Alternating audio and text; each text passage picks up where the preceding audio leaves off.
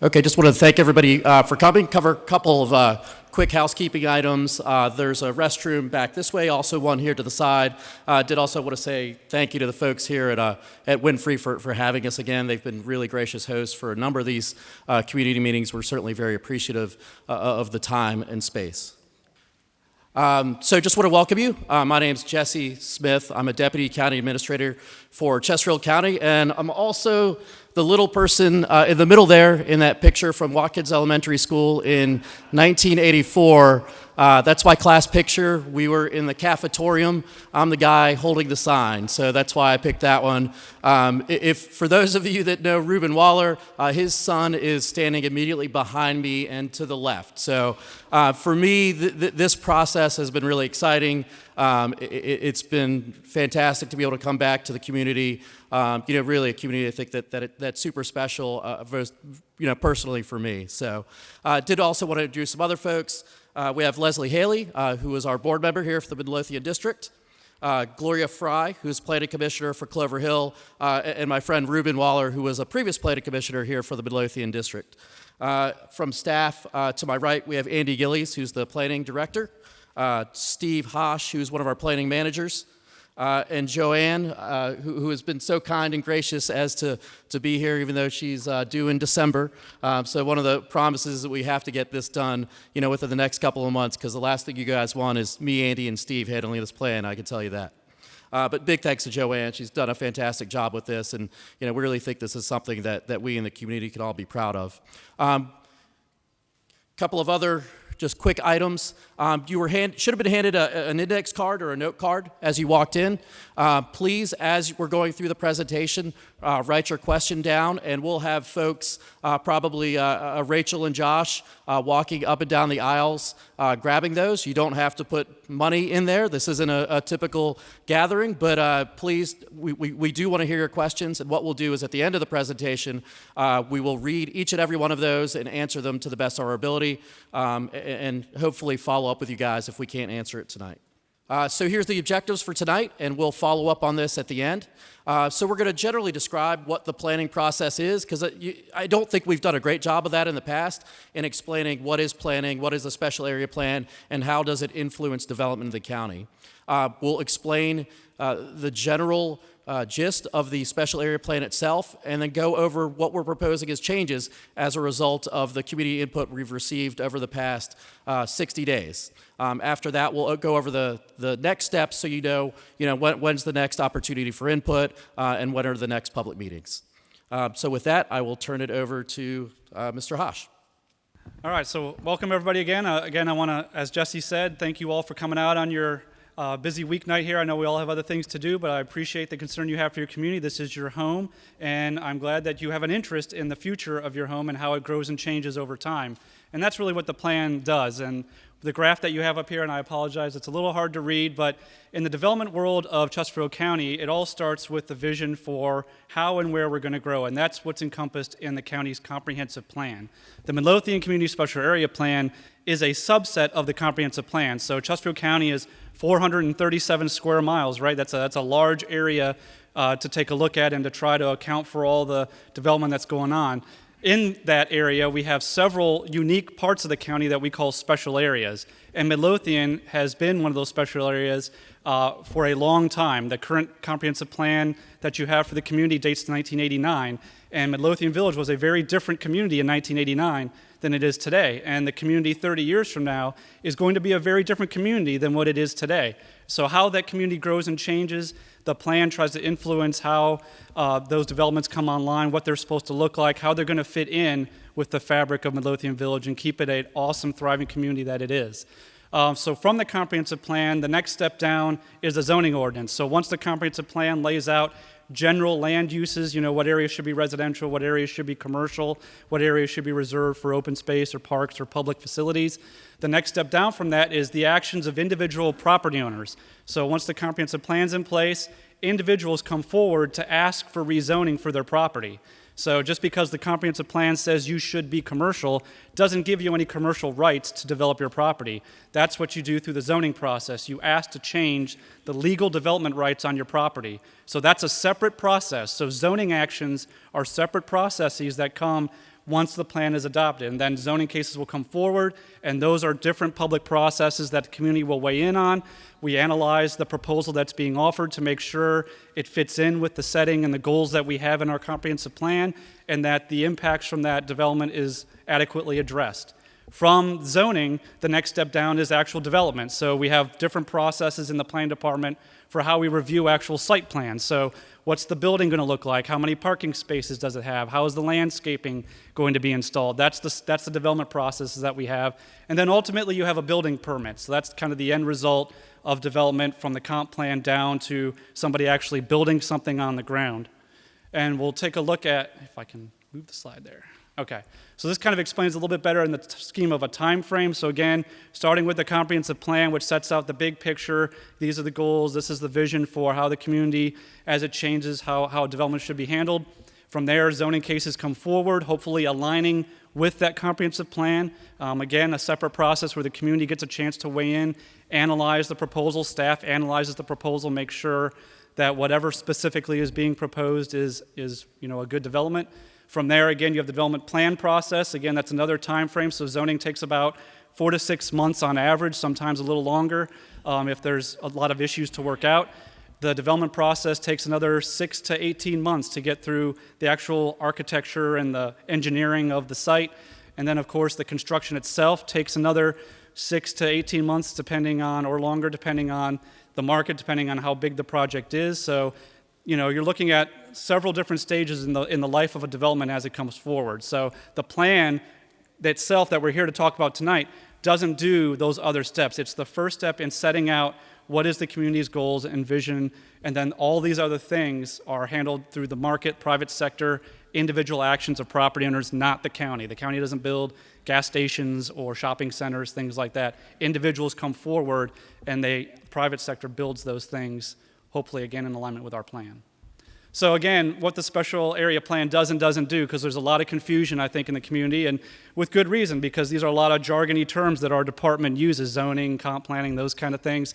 The plan, again, is focused on the future. It's not designed to address the issues that are going on right now. So if there's potholes on your neighborhood street, the plan's not going to fix that. It's designed to guide development processes. So again, its main use is as individual property owners wish to develop their property and they wish to rezone their property to allow a different set of uses than what they're already allowed to do, the plan hopefully guides what they're asking for. So again, all the development you see on Route 60 right now, all of that area is already zoned for a use. They have a legal right to build whatever's their zone today. If they wish to change that zoning to something else, that's where the plan really has the power to kick in there and say, whatever zoning you ask for, this is how it should fall out. Otherwise, the existing zoning drives your property rights. Again, identifies appropriate land uses and design. So one of the big components of the special area plan, hopefully, that if you take a look at it, is a design section. We know the people of Midlothian and the development of Midlothian needs to be of a high quality. It needs to have high development standards to it to be attractive, to put forward the high quality of life that we know we have here in Midlothian.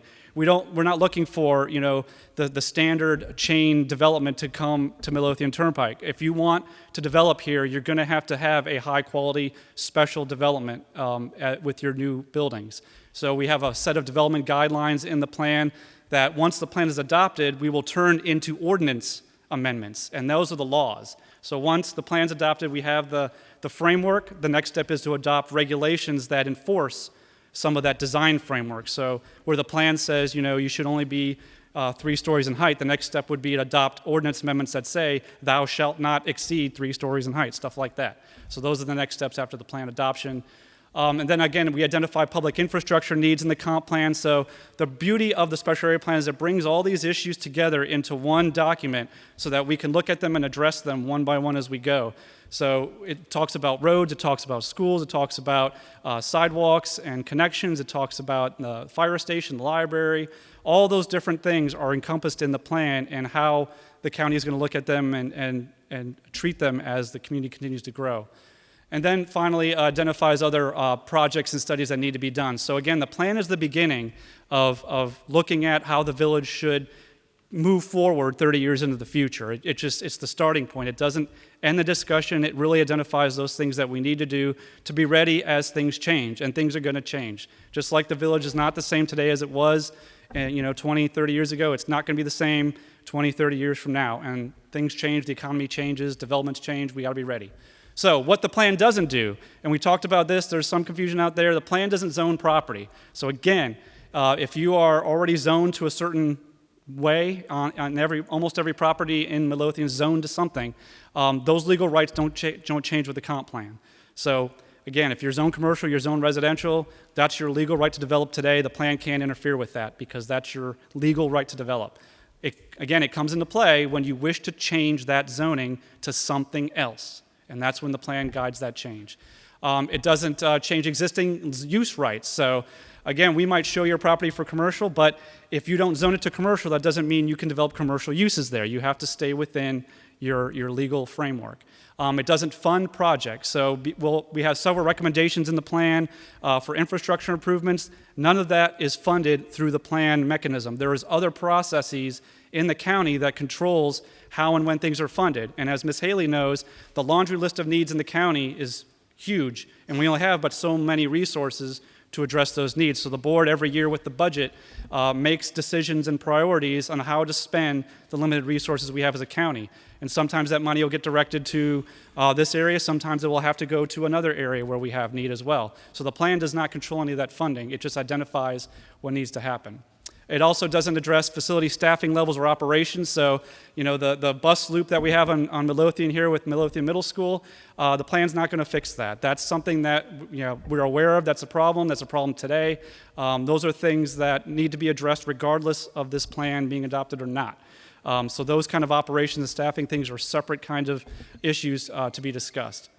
And then it doesn't account for the timing of development. Again, when and how development occurs in Midlothian is driven by the private sector. So those apartments that are getting built there is not the result of the county encouraging someone to build there. It's a result of the decisions of private landowners saying that the time is right, the market is right, that there's a need for housing in this area, and they're responding to that demand because that's what makes them money. So those are the things that are driven by the private sector, not by the county. So then again, why Midlothian? Why is Midlothian now getting a special area plan? I think you're all aware there's a lot of development happening right now in and around the village. When that kind of thing happens, it sets off some triggers in our department that, the plan that we have in place dates 1989. It dates to before 288 was a reality. I think the plan here is long overdue. The standards in that plan are out of date. They don't adequately guide the development in the way that we want to see it happen. We're having to negotiate a lot of things with people that wish to develop here, and some of that stuff should be encoded. It should be put forward as laws and not things that we have to push for because we know that we want high quality development here and we shouldn't have to continue to ask for it. It should be enshrined in our regulations, which is what the plan helps to do. On top of that, we want to preserve the village character here. And, we're going to talk a little bit about density and why housing is a necessary component of a village and how that housing can play into the walkability of a village. Having a walkable village environment means you need to have places that are within that walkable distance kind of range. Right now, Midlothian's development pattern really dates to the 70s and 80s when everything was geared around the automobile. And over time, what we're seeing is those kinds of developments are not the desirable locations anymore. Retail is changing. Rise of online shopping is going to change the scope of how we address commercial development here in the village. And so if we think our future is going to be modeled on the 1980s pattern of development where we build kind of automobile-centric parking lot, large parking lot, big box ton of stores, that's not going to be our future. We have to have commercial areas that are destinations in and of themselves where people can get out of their house because they get an experience at those places that they can't get sitting at home behind their computer and just ordering whatever they need, from Amazon or whatever. So the retail is changing, and what that means is all the commercial development along Route 60 that's there today may not be looking that way in 10, 20 years as that market continues to change. It's going to have to evolve and turn to something else. And what we know is it's not going to be a lot of standalone commercial development. It's going to have to be a mix of uses because that big style commercial development is not in demand anymore. So when those uses go away and turn into something else, again, the plan kicks in when someone desires to change that zoning, what should that next use be? Because we know it's not going to be what it was. It has to be something different. And then what we want to do is, Midlothian is a place, and that's why we call it a special area plan. You know, we have stretches of Route 360, we have stretches of Midlothian Turnpike, Route 10, Route 1, and you can go up and down them, and you know, you could be anywhere suburbia, but Midlothian has a special character to it, and we want to make sure that the design standards, that the uses that we're promoting here are in alignment with keeping Midlothian the special place that it is, keeping it an attractive place for new families, for people to age in place, to keep it a destination and not lost in the shuffle of, you know, the turnpike kind of development patterns. You have a regional center to the west of you at Westchester. You've got a regional center to the east of you at Chesterfield Town Center, which maybe one day will also redevelop into another use, much like Stonebridge did.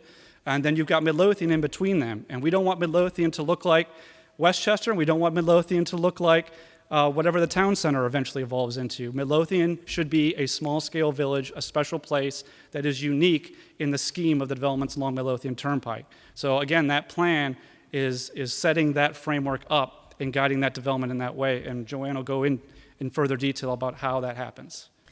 Okay, so before we get into the revisions that are being proposed, we wanted to give a little bit more background, build upon what Steve just went over, about what is included in the plan and kind of what the vision and the major goals and guiding principles that are laid out in the plan. So as Steve mentioned, the Midlothian Community Special Area Plan builds upon that overall framework of the county-wide comprehensive plan and provides, again, the further detail and guidance while supplementing those overall goals that are applied at the county-wide level.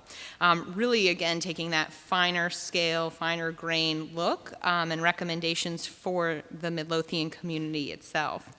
The recommendations within the Midlothian Community Special Area Plan are based on information that was gathered from the community about what the desires of the community was for its future, what they liked about the community today, and trying to enhance and build upon those elements, while also building for the future and what they see, or what you all saw as potential issues, challenges, and opportunities facing the community over the next 10, 20, even 30 years down the road.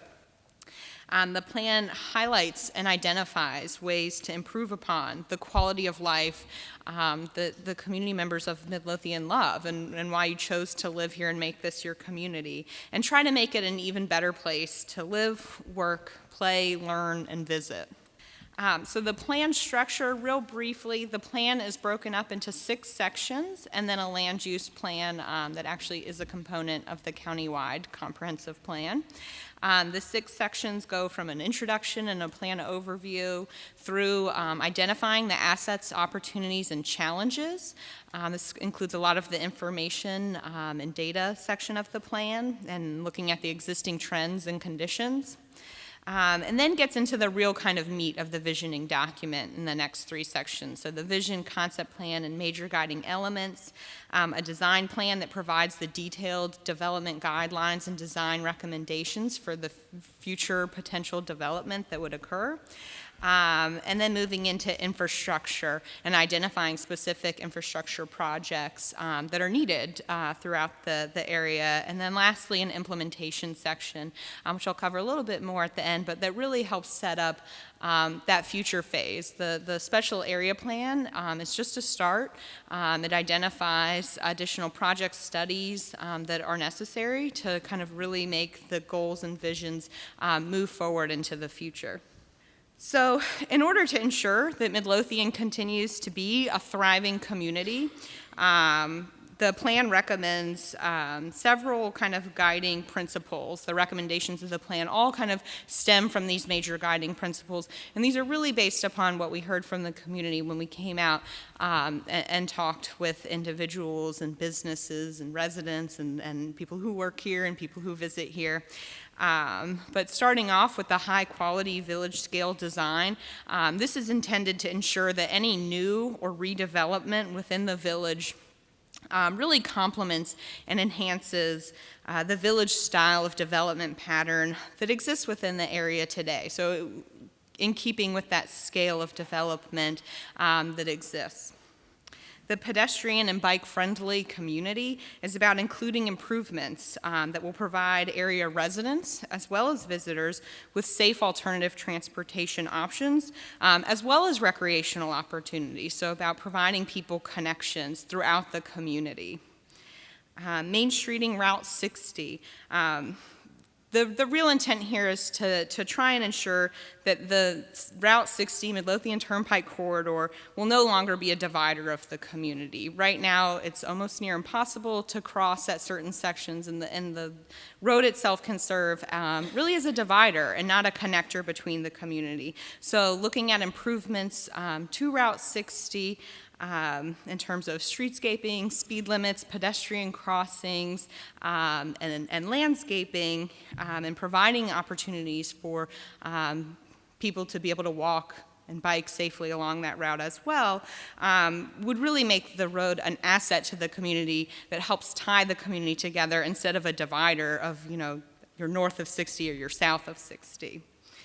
A range of housing and business uses is intended to provide options for people who are here today, who want to remain in the area, as well as help contribute to the community's vibrancy as a great place to live, work, learn, play, and visit in the future. Again, identifying the public facilities as community assets and how important the public facilities are to the area. Recognizing the strong village supporting and stable neighborhoods that exist and support the village today, and we want that to continue to occur in the future. And then lastly, identifying gateway opportunity areas so people know that they've arrived in a special place. They know they've come to Midlothian when they come here. So now we're going to move into the proposed revisions. So since we were last out in the community at the kind of general community meetings like this, the Planning Commission held a public hearing where we heard a lot of comments as well as concerns regarding some of the recommendations in the draft plan. During the time from August till today, we've been listening and meeting with individuals in the community as well as groups in the community to hear these concerns, to try to get a better understanding of what the comments are, and to try and incorporate those as best we could into the draft plan document. So tonight I'll be going over the major revisions that are being proposed for the draft plan to hopefully address and alleviate some of the concerns that have been heard so far. Now, I will say this is not going to be an exhaustive list of every change that has been made or that we're proposing to make to the plan document. We're still working through a lot of those comments and concerns and trying to incorporate those, but I think these are the major kind of top 5 concern areas that we heard over and over again from community members as well as groups as we were meeting with them as well as at the Planning Commission public hearing. Okay, so first and foremost, density was probably one of the loudest concerns that we heard from the community. So there was a general concern regarding the proposed densities in the previous draft plan, including that there were no limits on the mixed use categories, and that higher density uses were encroaching on the existing single-family neighborhoods without buffers or transitions. The recommendations were too urban, without clearly defined height limits, and allowed for too many multifamily or apartment-style units within the village. So to address these concerns, we're really focused in on the teal area. I'll try and point to both of these, right? So the teal area that's outlined really along the corridor of Route 60 here. So the proposed revisions include reducing the overall density in the plan by revising the mixed-use categories in those teal areas again. The proposed revisions would reduce the minimum density to 8 units an acre in this area and put a cap on it. So one of the things we heard before was that there was no cap, and there was a fear that, sky's the limit as far as the number of units that could be built. So putting a cap of 20 units per acre on this area as well. And we'll go through some examples of what these look like. With examples. So before, this is a change. These areas in the teal color The previous draft had them at 12 plus units an acre. So this is a change. We lowered the minimum down to 8 and then put the cap on it at 20. So some examples of what this looks like at 8 units an acre. This is from Chester Village Green. These are live-work type units where you have retail on the first floor with units above this. And this again comes to about 8 units an acre, and it's a little bit, I think, under 8,000 square feet of commercial and office on the first floor. Looking, a little bit higher on that range, the brownstones in West Broad Village, kind of a townhouse style of development that comes in just about around 18 units per acre. And then we want to show you what we're not doing, so next. If you look at the apartments, right, in West Broad Village, the multifamily here comes out to about 70 units an acre. So right, if we remember that cap that we talked about, the 8 to 20 range, this is much higher, much over what we're recommending. We heard the kind of concern of don't short pump us, and so, right, we recognize that. Trying to avoid that, that's not, we don't feel in fitting with the scale of the village, kind of at much lower density ranges when we're talking about the 8 to 20, right? One thing we would like to note, the opportunities for shopping center redevelopment sites. We have added a section on shopping center redevelopment sites to focus on the redevelopment of existing aging and suburban style shopping centers within the community. Again, really focused along Route 60. So these aren't moving into the neighborhoods. These are all kind of specifically on Midlothian Turnpike. These are areas where higher densities could potentially be considered. Places, shopping centers like Sycamore Square, and some of the other shopping centers that we have identified on this map. Within the village core, again, if designed appropriately. So if designed as a high-quality, mixed-use, pedestrian-friendly development with additional public infrastructure that's necessary provided to accommodate such developments. So I think a lot of you have probably seen some of the examples that were in the plan, the rendering. So this is Sycamore Square as it exists today.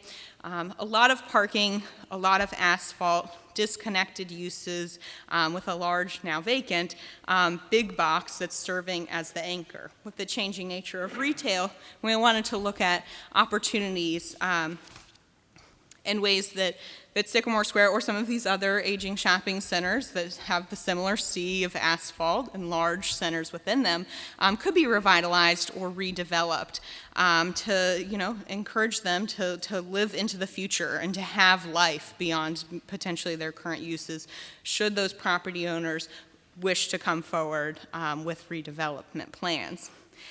So highlighted on this, you can see a green space added, a square added to Sycamore Square for, places for people to gather, opportunities for outdoor dining within it, reconfiguring the parking. So it's not eliminating all of the parking, but it's changing it from that kind of massive sea of asphalt that's in the middle that really disconnects the uses. It tucks it behind buildings to allow for that connectivity and that better pedestrian community village feel within the area. Tree-lined streets that provide connectivity throughout the center, as well as connecting to the external roads in the areas, as well as some opportunities for residential to be incorporated to make it a 24-hour center, a place that people aren't just at during the day, but then also live there as well. And again, at a much smaller scale than what we were looking at that West Broad Village kind of multifamily example. So just to hit on kind of, some of the features that we'd be looking for in these kind of types of developments. Again, really trying to highlight and enhance the community and village feel through things like public greens and open spaces and usable community spaces where people can gather and people can be, you can meet your neighbors and you can get an ice cream and go hang out and you're not just stuck, in a parking lot somewhere, right?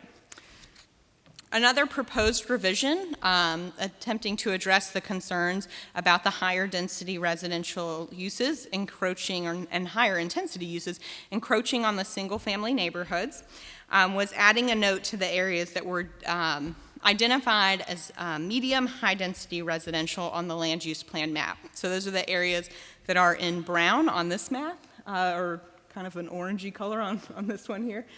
So we've got these areas, right? They're all highlighted here. So adding a note to that category to exclude apartments from the areas that are designated from that. So again, really the concentration of any of that higher density residential would be on the kind of 60 corridor away from the existing single family residential, and then again, really focused on those shopping center redevelopment sites that we identified. We have recommended 2 area site-specific notes, one for the Westfield Road area, where, again, the medium high-density residential is recommended.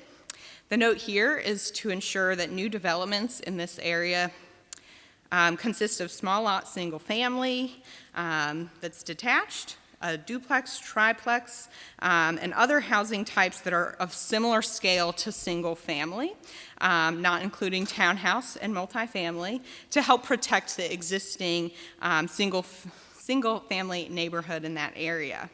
To the south, along the Coalfield Road area, so note 24 up on here,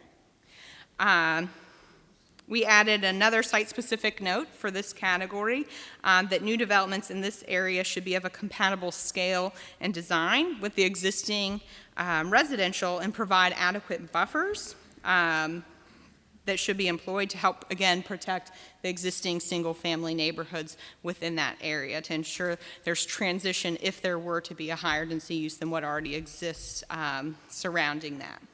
So looking at some of the examples, for these kind of land use categories. Example from Richmond, the Bellevue neighborhood. This is single family detached units. This comes in at about 5.6 units an acre. I believe we have a street view of that. Again, so looking at what kind of that scale looks like. So you still have the yard, you still have the single family detached housing type, but just a little bit denser than maybe what exists in some of our traditional suburban residential areas.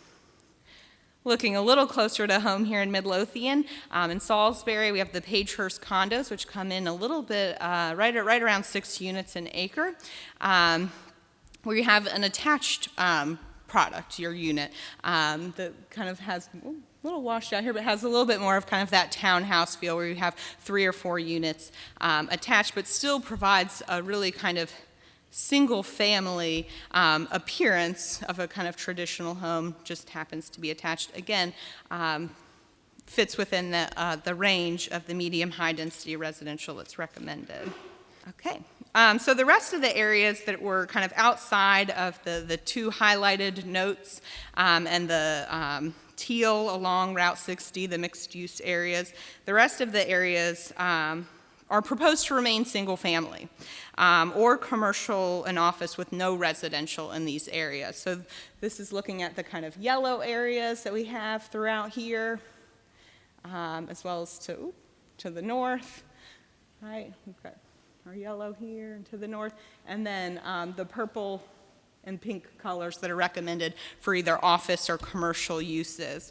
Again, the focus of the land use plan recommendations that are being proposed was to allow for opportunities for revitalization and redevelopment along Midlothian Turnpike with the changing nature of retail by providing opportunities for the inclusion of residential into some of a more kind of mixed use style development environment that would help support village businesses within the community, as well as providing for a gradual transition in the density downwards. So moving from the higher intense dense uses along Route 60, as you step back, as you move away, both to the north and to the south, transitioning that into lower density residential uses as you get closer to the established existing single family residential neighborhoods that exist that there are no proposed changes or recommendations for.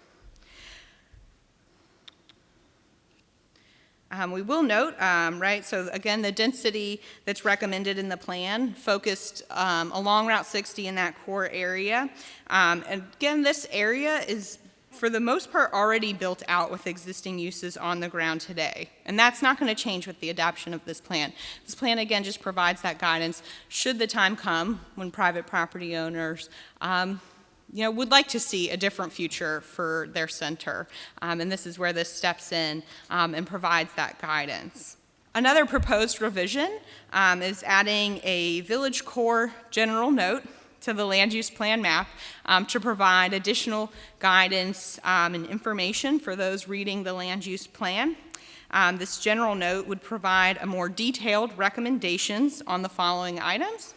So it would cover the commercial and office component of buildings along Midlothian Turnpike. So we heard a concern that Midlothian was just going to be lined with apartments.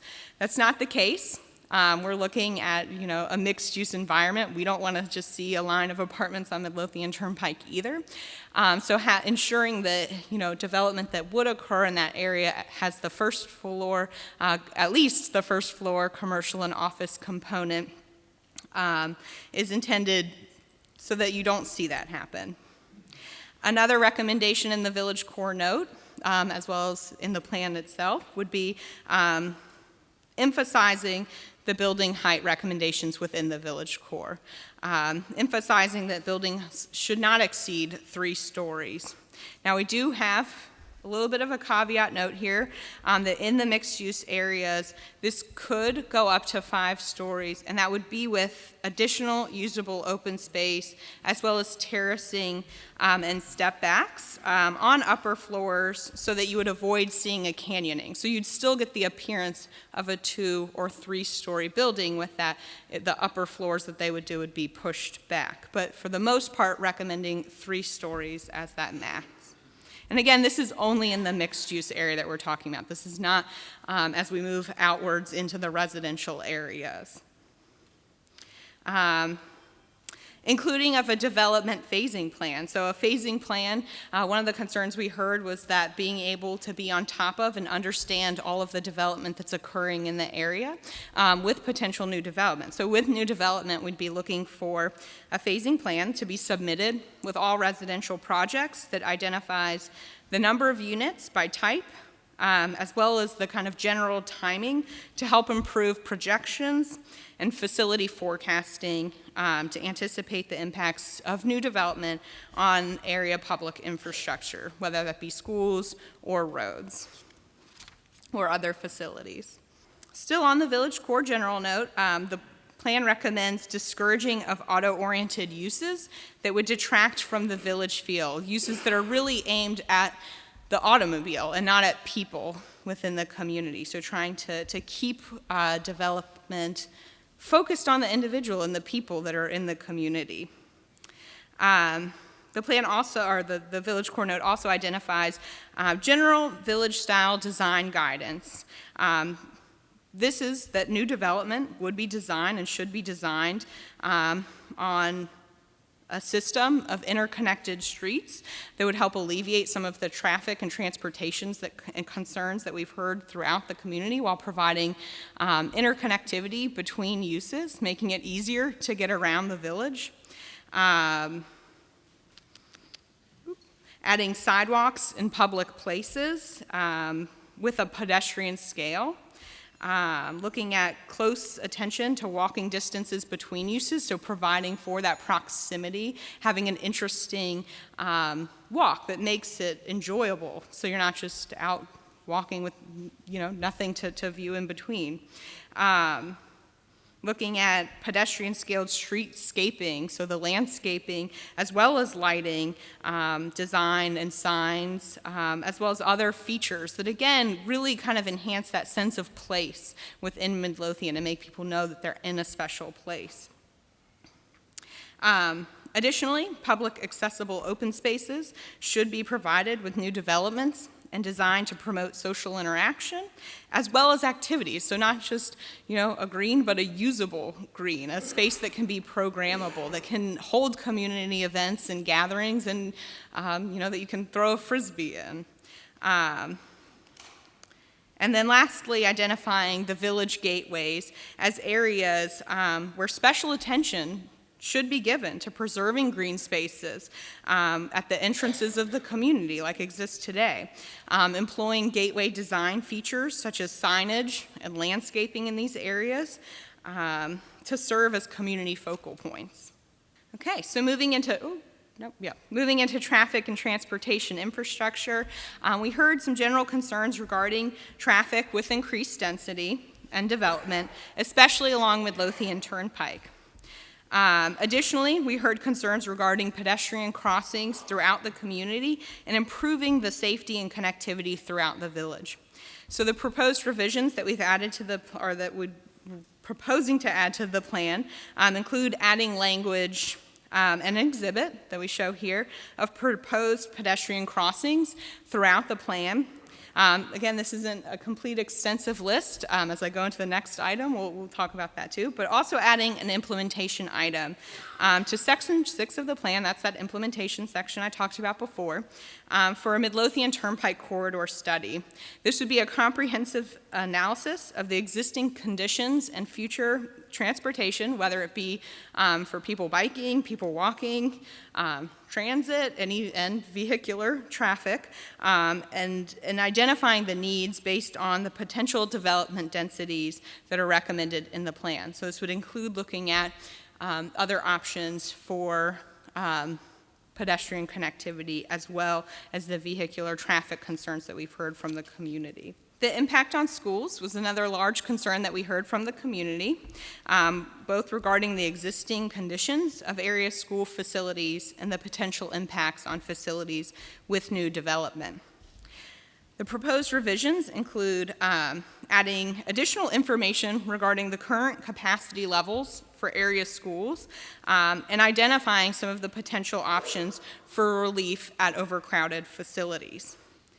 In addition to this information, one of the big elements that we've added and identified in the plan, and I'll talk about it again in implementation, was adding an implementation committee that'll help work on and review the implementation items, phasing, and prioritization of projects coming out of the special area plan. This includes looking at things like public facilities. This includes looking at the transportation corridor study and the recommendations that come out of that. And then lastly, adding an implementation item for a study on the high growth area impacts on schools. So really trying to identify the strategies and recommendations to help anticipate and account for the impacts on schools from residential development and the county's high growth areas, because we know it's not just an issue of Midlothian, but it's an issue of this kind of whole western part of the county, and trying to identify the system needs and potential relief options that come with that.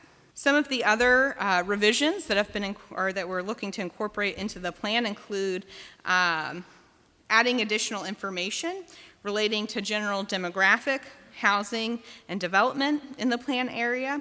And this was included throughout section 2, that assets, opportunities, and challenges. So again, trying to better express what the existing conditions and trends of the area are today. This again includes general demographic and population information, looking at the student generation factors by residential type for each of the different types in the area for elementary through high school. Looking at the existing land uses in the area, as well as the existing housing stock and the trends that exist related to that.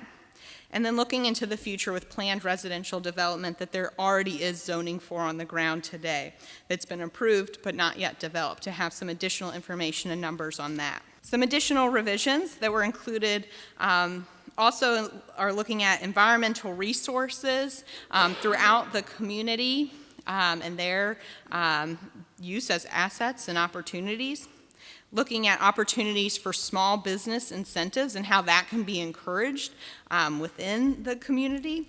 And then lastly, historic preservation and how to better promote the historic resources and the history of this community that runs deep, and having that incorporated for everyone who comes to visit and who lives here, so they are aware of the history and the importance of that to the community. So lastly, we want to highlight the plan implementation section. So So the plan identifies 14 projects to implement the plan after the adoption. And this really serves as the work plan for the county staff, the elected and appointed officials, and the community to what the future moving forward after the adoption of a plan would be. What needs to come next, what needs to get worked on to help implement the projects that are identified, as well as the studies and future work items. So as I mentioned before, identifying the implementation committee is probably one of the biggest first tasks that will come out of the adoption of a plan like this. Again, this committee would work on and review implementation items. They would look at the phasing and prioritization of projects. And it's really intended for this group to include a broad range of area representatives from community organizations, neighborhood associations, businesses, and interested community members that would all help meet regularly to participate and provide that guidance for the future after the adoption of a plan. The next kind of big task coming out of it that's real important would be the design ordinances. So again, as Steve mentioned before, that's that next level down that gets into the real fine-grained development standards for the plan, and this would codify or legalize the specific design standards for Midlothian. This would be relative to things like setbacks, building heights, architecture, open space and green space, and more, and really defining what all of those details are and what those mean for any future developer that would be trying to come in and do something in Midlothian. And then lastly, looking at studies, there are 3 studies that are identified as well. We've talked about the Midlothian Turnpike Corridor Study. Again, this would be providing that detailed analysis of the existing conditions and the needs for the future based on the projected or potential development densities recommended in the plan, and then providing those specific detailed recommendations out of that. Additionally, looking at a stormwater drainage study that would help identify potential strategies for addressing stormwater with potential new development or redevelopment within the village core area, and having a comprehensive strategy for that. And then lastly, that high growth area impacts on schools and trying to address the concerns regarding new development and new residential and what that impact on schools is going to be, and looking at relief options relative to that. Okay, so to wrap up, the next steps that we have moving forward, we're going to continue to make revisions based on public comment. So based on what we're hearing from you all tonight, I obviously didn't go over every single change that we're looking at and proposing for the draft plan, but we'll be continuing to look at those and incorporate those into the document itself. We will have a draft plan posted for review by November 12th. Does it show up on there? Yep. At the project webpage, which is chesterfield.gov/Midlothian plan. If you're on our email list, we'll be sending that out as well, so you get that. If you're not on our email list, I do encourage you to sign in and provide us your email so that you can get that notification as well. In addition to the revised draft plan, we intend on posting the comments that we heard, along with how those were either incorporated into the draft plan, or if those are items or concerns that would be better considered in one of the implementation items that come after the adoption of the plan. The next steps after that, the Planning Commission is having a meeting on November 19th where they could take action on the plan. If the Planning Commission does take action on the plan would be before the Board of Supervisors for their December 11th meeting, where they will host a public hearing, which again is another opportunity for you to come out and speak on the plan itself. So just to wrap up, these were the 4 meeting objectives. So we've gone through the planning process in pretty good detail. Steve did a great job of covering that. Joanne went through the special area plan and specifically the proposed changes. And in the previous slide, you saw that the next steps that we have. So really November 12th is when we're looking to have, the full plan revisions posted, and then the 19th would be the Planning Commission with a December potential board date for potential approval, if everything goes to plan. So that's kind of what we're looking at. So from here, what we'll do is go ahead and move into the questions. And I think I'm going to read them, and we'll have a combination of Andy and I answering. So I'll go ahead and start. And just to be cognizant of everybody's time, we're going to try to move pretty quickly. Steve and Dave and Rachel are walking up and down the aisles as well to gather any other questions that may have come up during the presentation, so please give those to them. And while we're going ahead and gathering those, I'll go ahead and start. So, and I'll try to read these the best of my ability. Some of them, the handwriting's a little fudgy. So short term, what is happening to the traffic circle on Winterfield?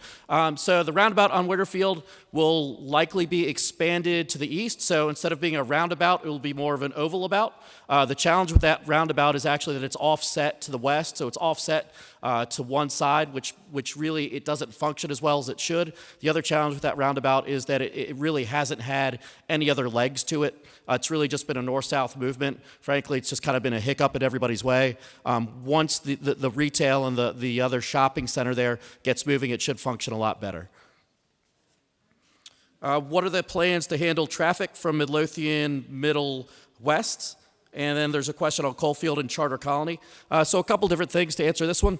We are doing a detailed parking student drop-off study in conjunction with Midlothian Middle School. So we've had folks out there looking at where the queues are, how many people are turning right, how many people are dropping off, and what the hours are.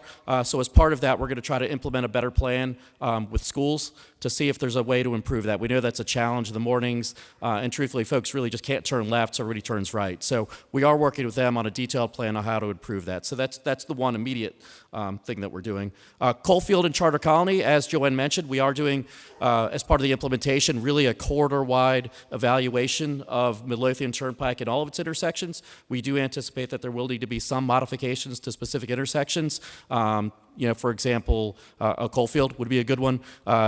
Traffic signals there are really closely spaced. They're only about 500 feet apart. So as part of this, we envision Midlothian Turnpike really being a 4-lane divided facility with better spacing between traffic signals and then some other intersection improvements as well. Midlothian has a highly active cycling and running community. How will infrastructure be changed or improved to A, protect these cyclists and runners, and B, help ensure the cyclists and runners minimally disrupt traffic? Note, road cyclists, not leisure cyclists who only ride on sidewalks. So the bike and ped infrastructure is a huge part of this plan. For example, if you look at the typical sections for Midlothian Turnpike, they do include dedicated cycling facilities, and these would be more of the 10-foot asphalt trails for kind of the higher-end riders, but also we wanted to make them for all ages and all abilities, so probably similar to the Capitol Trail. So for those of you that road bike, it should be fine. It will also get you out of the travel way so that you aren't interfering with vehicular traffic. So that's the idea there. And that same typical section carries itself throughout a lot of the roads in the plan where we do want to have increased bicycling and pedestrian activity. How do we get a dedicated right turn lane on LaGordon Drive at Midlothian Turnpike? We could look at that as outside of the plan, as just a capital improvement project. So we've got that as a note. I'll take that back to my office and see, how easy or how hard that is. Just knowing that intersection, I know that there's a lot of kind of stuff there in terms of power poles and utilities, but that's certainly something we could evaluate as a short-term project. How is the Winterfield Midlothian Turnpike intersection going to be reconfigured, i.e. number of lanes, turn lanes, new traffic circle, bike lane, sidewalk, crosswalks?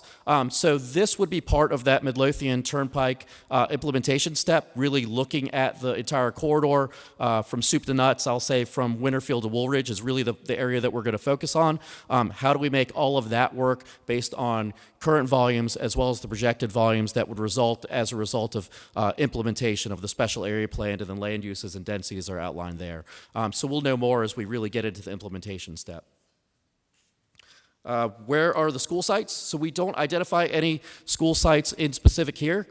We actually can't do that. We can't show a public facility on property that we don't own. So certainly there is always potential for additional school sites. And as Joanne so eloquently went over, really school projections and additional capital improvement plans it's a tough nut to crack. So that's going to be a lot of, again, as part of the implementation step, working on that plan and working on forecasting needs and facilities better. Generally speaking, there's going to be two ways to address school capacity. One is through redistricting, the other one's through new capital facilities. Kind of our guess is that throughout these areas, you're going to be looking at a combination of both. Net population growth. Chesterfield County has actually been pretty steady, between 1% and 2% growth over the past few years. So, depending on what year you want to go to, you can grow population fairly easily and get a pretty accurate forecast. We're not back in the 80s when we were seeing 6% and 7% growth rates. We've really been steady for quite a while at that 1% to 2%. What are the goals of the plan? Again, Joanne covered these during the presentation itself, but really, to keep the village feel, make it a walkable, vibrant community. We really want to meet the goals of what you all said during the community input. So those are the goals of the plan, and I believe she covered those, pretty well at the beginning, so I'm not going to go over all those. Plan needs more involvement in developing, and how or what are the plans to increase involvement? So I got to tell you, we are ecstatic that we've had this much turnout at all these community meetings. And so that's what's going to be the key to that implementation step, is forming that committee to meet, whether it's monthly, quarterly, whatever the basis is, to continue to have community input and to continue to keep folks engaged on these topics that they're concerned about. So that's really the plan, is to form that committee afterwards and continue to meet and go over those needs. What decisions about the plan have already been made? None. These are all recommendations. This is what we think is good from a planning perspective and meets the needs of the community, but certainly nothing's a fait accompli, nothing's done.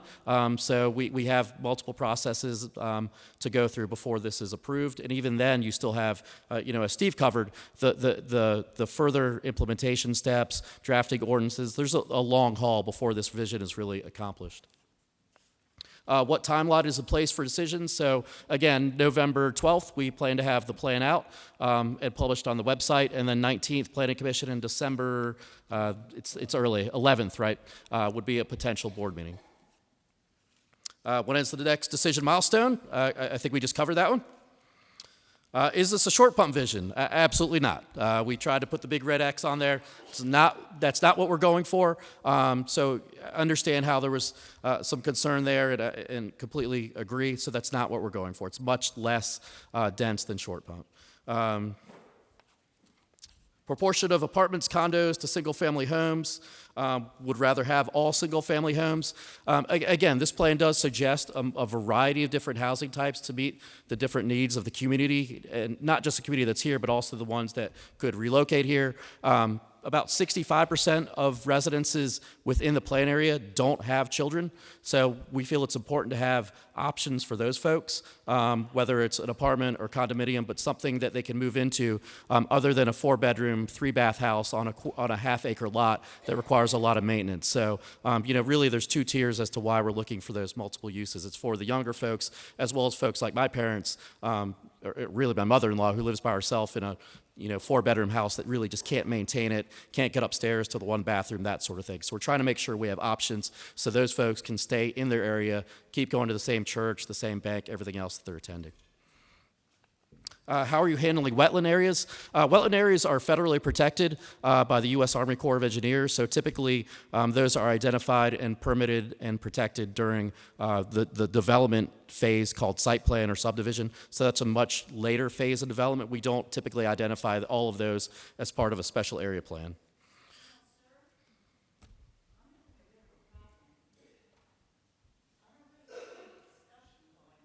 Okay.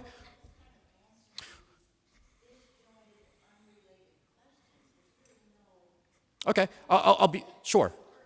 So, yeah, I'll be happy to talk to you afterwards. What we would like to do, though, is, so we do have,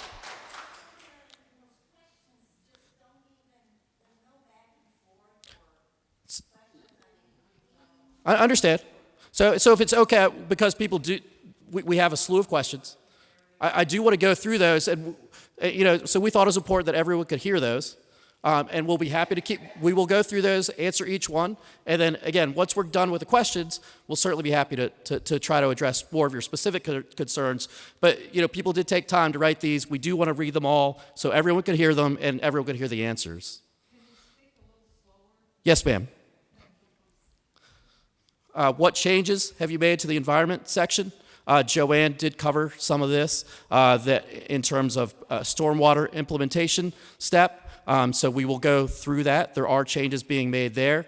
Again, if there's specific other things that I see you. I do see you. It actually was in the slide. There's a stormwater implementation step.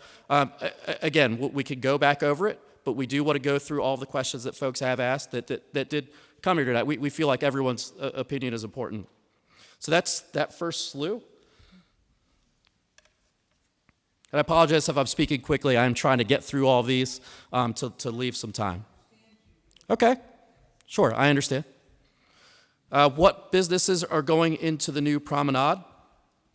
We can't answer that specifically, so that'll be determined by the developer. So I believe they're referring to the proposed development that's at the intersection of Winterfield and Route 60. For areas zoned commercial, who decides what businesses go into them? Again, that's going to be a decision by the property owner. So if a shopping center owner has a specific piece of property, that's going to be up to them as to what businesses go in there, so long as they meet the county's code requirements for that particular zoning district. How will this development impact the daily traffic on Midlothian Turnpike used by surrounding counties with pedestrian crossings added? So again, this is going to be part of that detailed implementation step. We understand that there needs to be additional analysis to say, if we build this, then what happens? We'll do that implementation step, again, with the community moving forward so that everyone can understand how does all of that work, how does the signal phasing work, how does the signal timing work, and what happens, for example, when a pedestrian pushes a button, does, for example, that stop all the traffic on Route 60? Does it give you an all red phase? How does all of that work? So that will be part of the detailed implementation item. Why do you have to ruin our mostly single-family neighborhoods with so much multifamily and 2- and 3-story buildings? Understand? So clearly someone that, yeah, I got you. So the plan does focus on putting the higher density and the higher building heights along Route 60. We did hear those comments and attempted to address them by concentrating the additional development on Midlothian Turnpike away from the single-family homes. We also, as Joanne noted, the two areas, the colors were a little difficult. It was notes, I think, 23 and 24. We can cover those afterwards. Showed that transition from the higher density to the single-family residential by using things like townhomes at a lesser density than what was planned on Midlothian Turnpike. Again, we could go over those maps in detail because I think we do address them, but we'll be happy to cover that with you. I would just say too that probably the majority of the can you hear me at all? I'm sorry. You can stand up if you want. Let me try that. The majority, can you hear me now? The majority of the land use, the residential land use within the core is still going to be single-family detached housing. There are some opportunities, as Jesse has mentioned, for apartments or for mixed-use development along the corridor. We've concentrated it all there, and then it steps back to the medium density where we allow some townhomes and some condo type of development. But for the most part, the majority of the land within the village core is staying single-family use, either 2 to 4 units to the acre or even 1 unit to the acre. So there's still a lot of single-family opportunity within the village. Sycamore Square redevelopment seems central both geographically and to the village. How can we make their redevelopment the first step and priority? So that's something that we're certainly thinking hard about. We understand that shopping center is in need of redevelopment. So that's something we'll work toward. I don't know that we have a great answer to that now, but as you can see, we have put a lot of work into Sycamore Square because we do feel like that redevelopment is really key to a lot of this. So as part of that, we'll see what we could draft up as far as implementation and ordinances to make that an attractive first step. The Midlothian, Woolridge, Buckingham intersection can be improved. But the proposal to stop northbound Woolridge traffic from going straight to Buckingham is very impractical. Who could we give input to about this proposed change? So we do have funding to improve that intersection to it's called an R cut or a super street. So it would improve the intersection at 60 and Woolridge and Old Buckingham on the north side, so that you could no longer go straight through from Woolridge to Old Buckingham. You could turn right, and you could also not turn left. You would make a right turn, and then at a signalized intersection, make a U-turn. It's a little bit difficult to explain standing here. The concept itself really jives from the majority of folks in the mornings, go up Woolridge north and turn right onto 60, and then make the return trip home and turn left from eastbound Route 60 onto southbound Woolridge. We do have a high rate of crashes at that intersection, so this is really to solve that crash issue. That plan itself, the funding for it is not until the out years of the 6-year plan, which is about 2023 or 4, I want to say.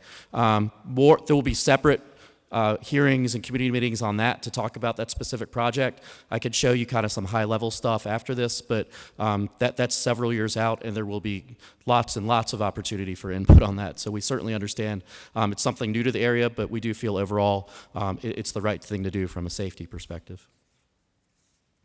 The final look, particularly along Midlothian core, is an attractive look. However, instead of building this in an open area as proposed along Iron Bridge, this attempts to significantly alter an existing reality without an implementation plan or funding. What is being proposed by developers is dense housing. How can we ensure that we do not end up with lots of apartments, townhomes, and no retail changes on Midlothian Turnpike?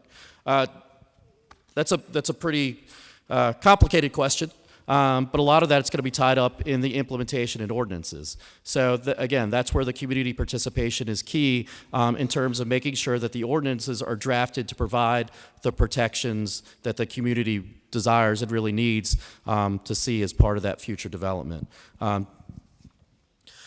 What is the process for the Planning Commission meeting on November 19th? Public hearing was closed. You want to go over that one real quick? That's true. The public hearing was closed. It was deferred until the 19th. The Planning Commission will hear a review of the plan, much like you've heard tonight from Joanne, of what changes have occurred on the plan since the August 20th public hearing. They will ask questions of staff and have dialogue between themselves, and then they will take action that night or defer and take some other position. But the idea is that they will take some action at that meeting on the 19th. How does one get on the committee that changes the ordinances? So as part of this, what we will do is reach back out to the community and ask for folks that have an interest in being on that committee. I will tell you that there is going to be a pretty significant time commitment as part of that, and we'll include that when we put out the email to request folks that are interested in. We envision it kind of being an application process, for lack of a better term, but we also will let you kind of know what the time commitment is, when we would generally meet, to make sure that if you are interested, that you can find time to do that. The last one we had, I think we met about monthly, and those meetings would usually take up all of a morning, I'll say. So usually from about 9 a.m. to noon monthly. So it is a fairly significant time commitment, but we're absolutely ecstatic that this many folks are interested. Too many traffic lights are in the plan for Route 60. As part of the implementation, we're going to do that corridor-wide evaluation, and we do anticipate that there will be some traffic signals that are eliminated and others provided at better spacing. The challenge is really there at Coalfield, and it's not Crowder. It is Crowder, where the traffic signal is about 300 feet apart. It just really doesn't work. That happened a long time ago, and it's not something we would do today, but you don't get progression. So we will look at improving those sorts of instances. Traffic parking on a Coalfield, and then parentheses, it says no. In terms of the plan, it does recommend on-street parking along Coalfield Road. Again, presupposing that Coalfield Road is improved to provide adequate space for on-street parking. We feel that's important in that part because you do have an elementary school there, and on-street parking does serve as a traffic calming effect. It generally slows traffic when you have on-street parking. That's one of the constant complaints we've heard over the years about Coalfield is that you have people speeding along an area that, again, has an elementary school, a library, and a lot of pedestrian activity. So we do want to slow down that traffic, and on-street parking is one way to do that. Midlothian is like a small community, want to keep it that way. We'll try to turn it into a short pump. Again, we certainly are cognizant of those concerns.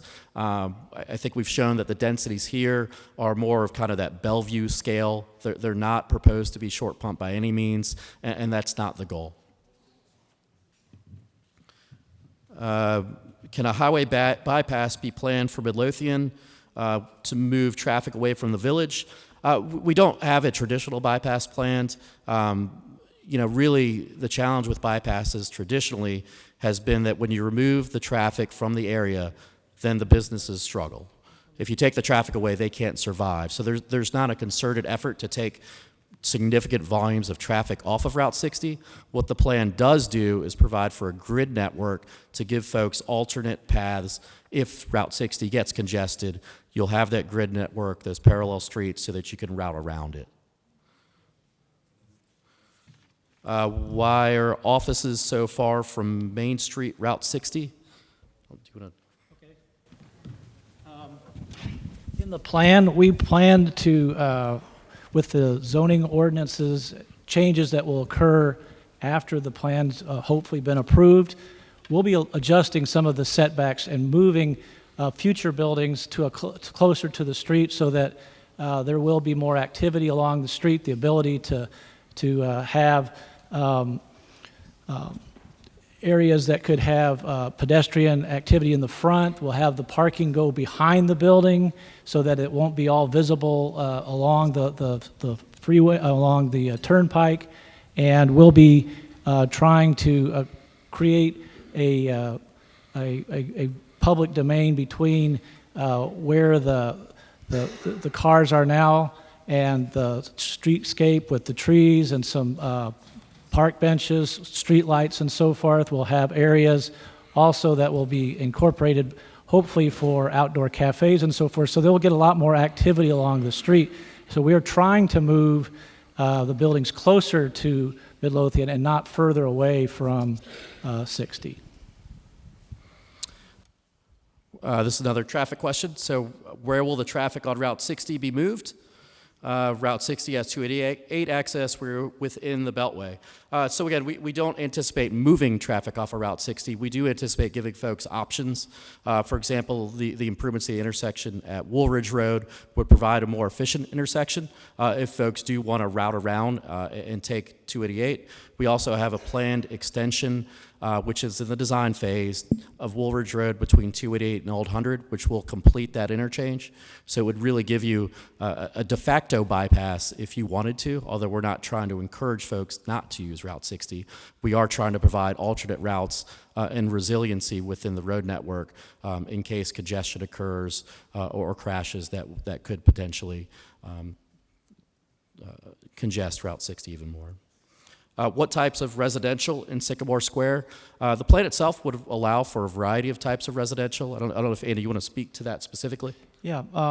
If you remember Joanne's overview of the corridor along 60, that was in one of the 5 shopping center areas where we're seeing those as possible catalyst projects. And so, as such, it could have a mix of different types of housing types within there. It could be an apartment, it could be townhomes, it could be some sort of condominium type of scenario too. So we're not putting any particular formula for the developer that would want to come in and rework that, but we are giving them the flexibility to do a wider range of housing types in there. It is one of the areas that we would allow density to go beyond the 20 units to the acre, because we think there's some opportunities for additional open space, for some of the amenities, for it to become a real destination style of spot within Midlothian Village. And I think we're trying to make sure there is plenty of opportunities to do different types of housing in there. In the rendering that you saw, there really wasn't a lot of residential that was shown in that rendering, but we anticipate to make it a really sustainable and stable retail development for the next 10 to 30 years. Well, there'll have to be some sort of residential element added to it. Again, another question on traffic. Where will all the traffic now and in the future Midlothian Turnpike go? This will be part of that Midlothian Turnpike implementation study. We will build a model, a computer model of the network and grow traffic and distribute it among the network to see where everything goes to. It'll be a fairly detailed study, so some of that we'll know more as we get into the implementation step. But again, keep in mind the high concepts really are to provide that grid network and really to push other modes of mobility as well, to focus on bike ped instead of just vehicular. Can we define adequate in terms of feet between single and multifamily homes? For example, an adequate buffer is defined as a minimum of 150 feet. And then second part of that is, can we move multifamily away from the schools? Do you want to? Sorry. I think the buffer question first is, we don't have really a defined measurement yet of what's the appropriate buffer width. I think that would come with some of the interaction with the implementation committee that we're having. We're also, that will be in the stage of creating some of the additional zoning overlays and dimensional changes that we have in the zoning ordinance for this.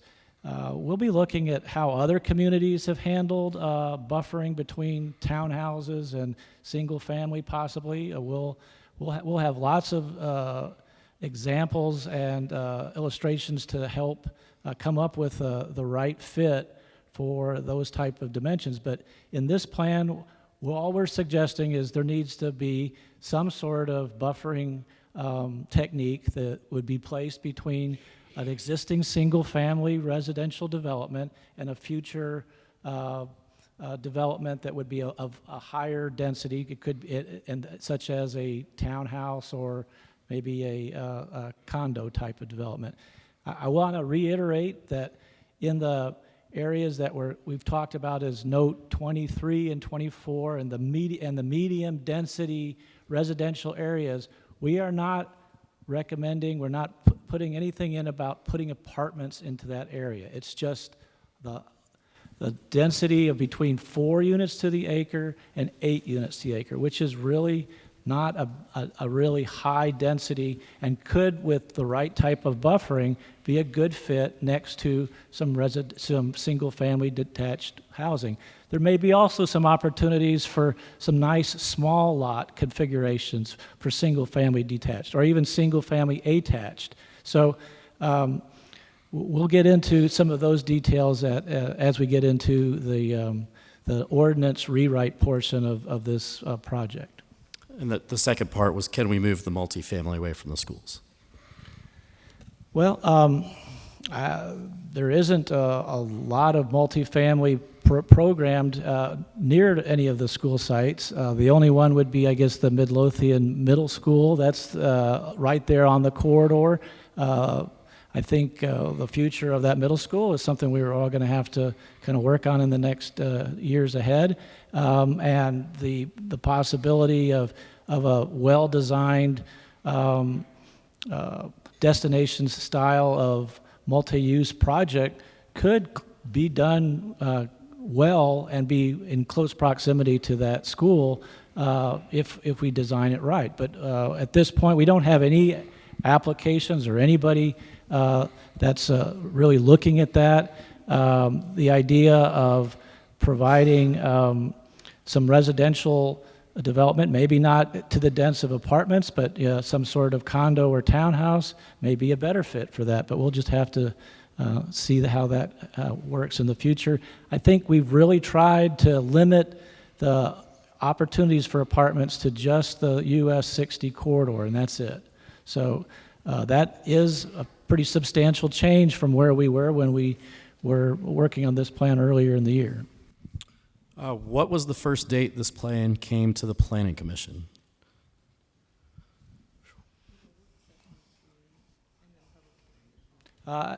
Joanne knows all the facts. She's saying it's June. We had a work session before the July work session for the Planning Commission, and then we took it in August 20th was the public hearing. Are there plans to replace Watkins Elementary School? No, not that I know of. Possible to fast-track crosswalks, especially near Midlothian Middle School. So I did go into the fact that we are doing a deep dive on the drop-off and circulation pattern at Midlothian. We are looking at crosswalks there. I will say that the challenge that we have is that everything we do has to be approved by the Virginia Department of Transportation, which is a state highway department. They will typically want to see some significant pedestrian activity before you have either a marked crosswalk or flashing beacons to alert motorists of pedestrians. But it's kind of a chicken and egg thing. You really can't cross Route 60 because there's nothing to help you cross.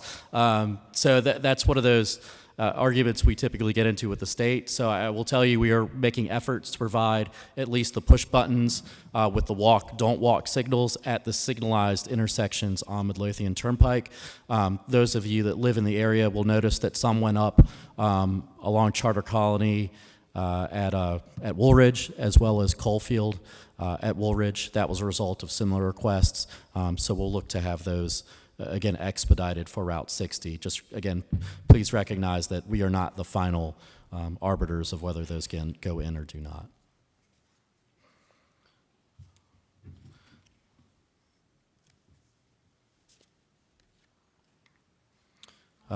So how could Coalfield Road handle any additional traffic with the proposed development?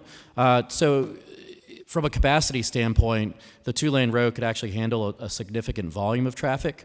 I do think we have some concerns with what the typical section looks like, and that's what you'll see in the plan.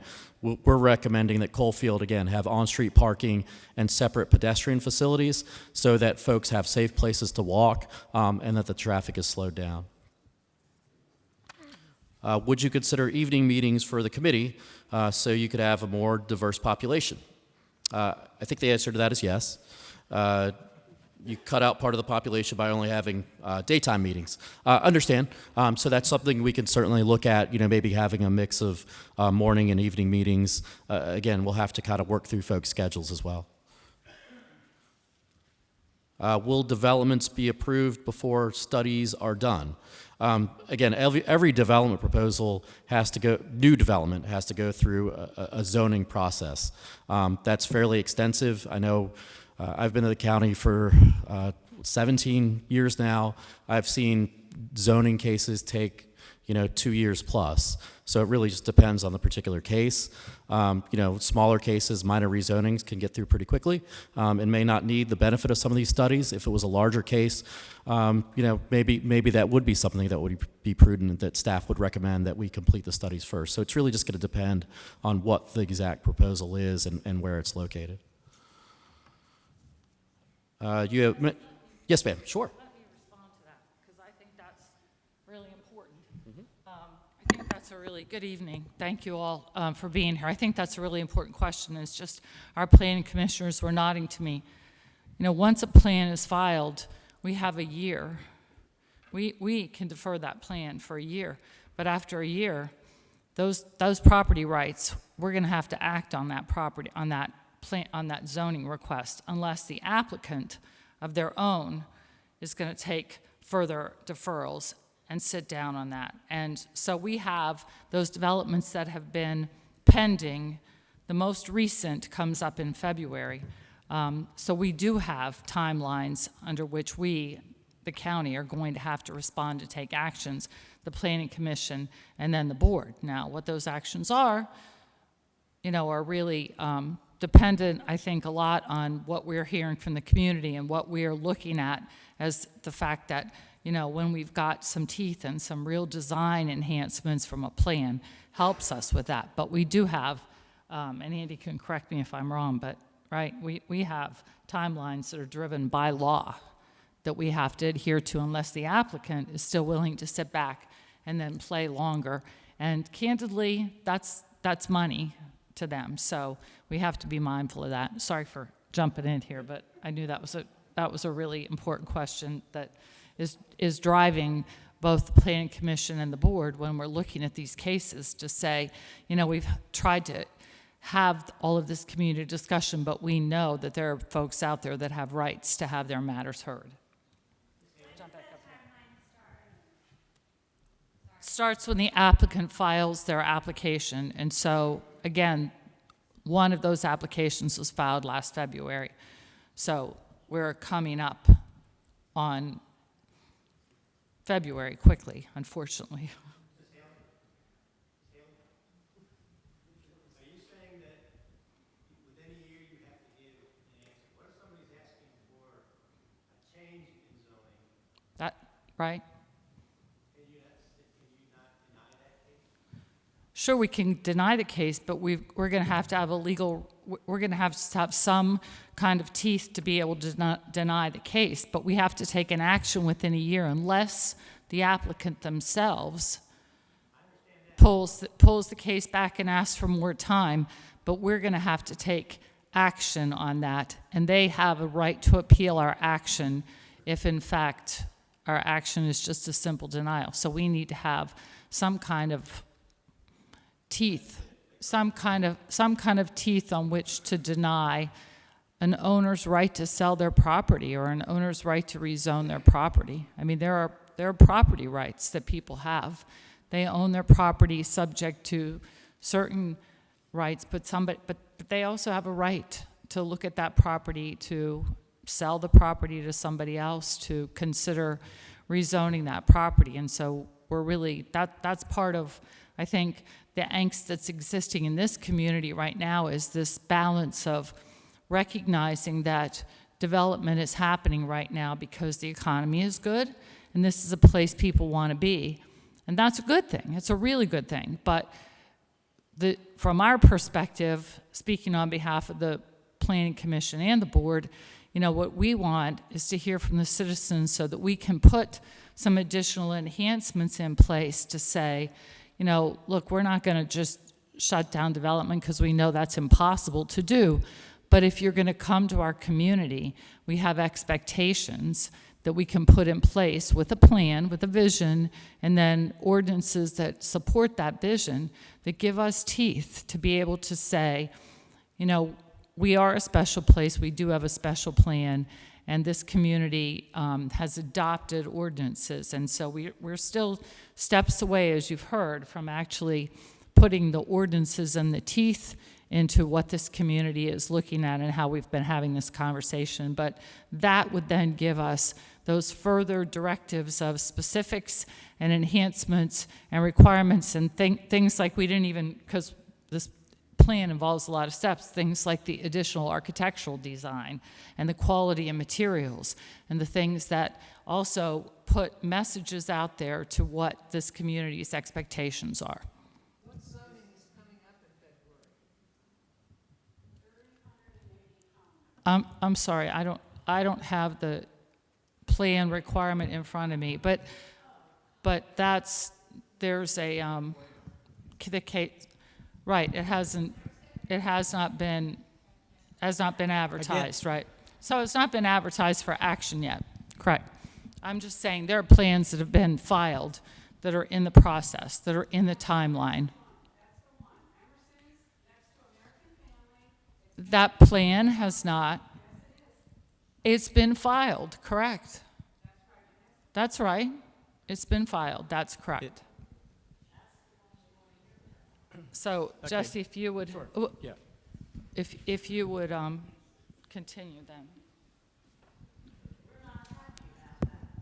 So we do have a handful more to get through, so I'm going to move pretty brisk.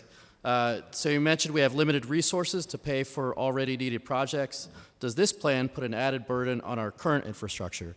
The plan itself does not. What I would say the plan does in this vein is it really helps us identify projects for improvement for possible inclusion in future capital improvement programs or bond referendums. So that's really one of the important things that has come out of past plans, is identifying projects that are important to the community and giving us reason to put those up higher kind of in the priority list for funding. So that's the benefit of the plan. It really helps us to identify projects to fund with those limited resources.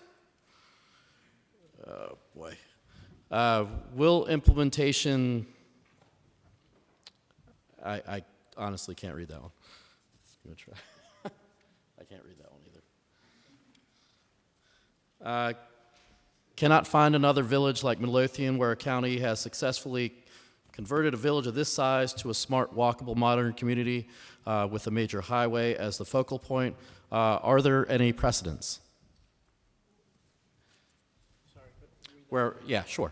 Are there any precedents for where somewhere a place like Midlothian has been converted to a walkable village? I think a more walkable community. We're trying to get more the idea of how to handle US 60 is an issue that a lot of communities have had to deal with, and the idea of creating the median in the middle and having larger sidewalks on the side, putting trees and creating a more pedestrian-friendly kind of streetscape is a technique that's been used in a lot of communities, and we would be happy to share some of those examples. I think there's several I know of in Texas where I worked for a long time. McKinney is a town that's just north of Dallas that used to have a rather busy road that ran right through the middle of it, and they kind of traffic calmed it, created a very nice streetscape. Ideas like that. I think Gaithersburg, Maryland's done a good job of that. I think there are examples of how this can be done, and we really think this plan is the first step to being able to really work on trying to get some of those other details established. Again, this document is just to set the vision and to give us the guidelines. The next step is for us, with the implementation committee, the planning commission, the board of supervisors, to really get into the harder work, which is to start to make the revisions to the zoning ordinance, to create overlays, to create some of these dimensional changes that will really help you control and keep the quality of Midlothian village that you want. So I know there's been a lot of angst in reference to this plan, but believe me, this is the right and the best step for you to move forward to start getting some of those quality overlay elements that you want established for your village. Is there a high-level plan on how this will impact taxes and on what will any new taxes be spent? This is not a taxing document. There's nothing tied to any funding increases as part of this plan.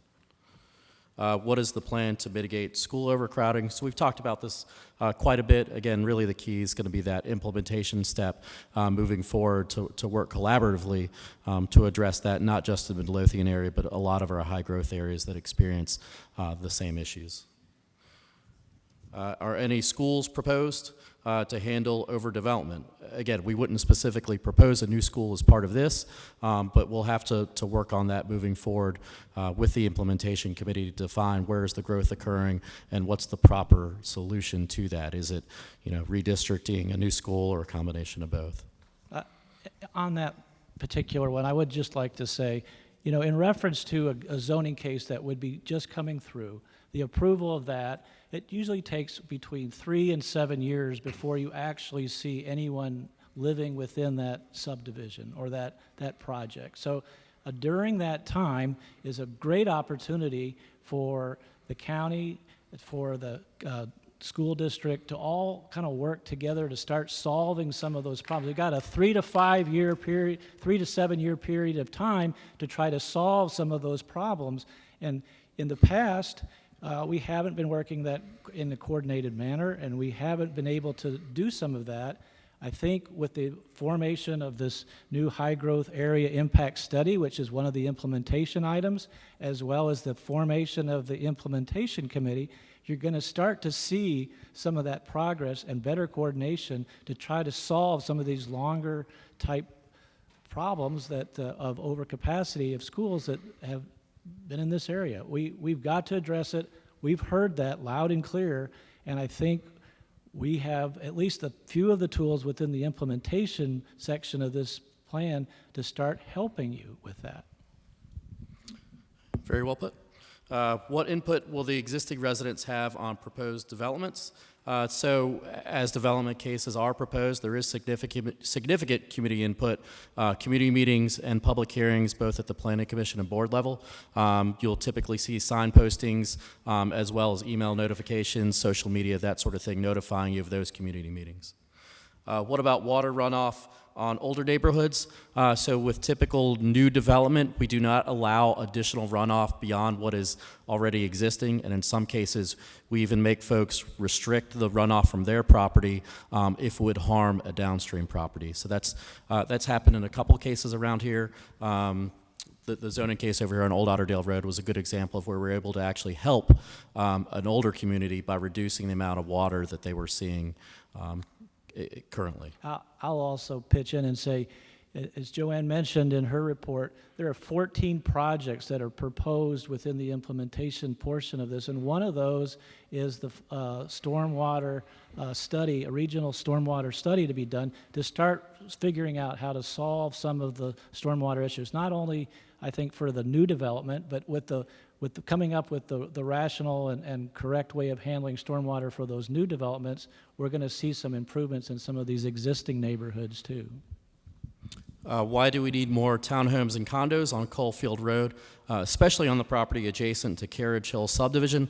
For those of you who don't know, Carriage Hill is an older subdivision, kind of one-story brick ranch homes on, I think they're acre lots. They're large lots because there's no sewer. I think they're all still on drain fields. Why not single-family detached homes?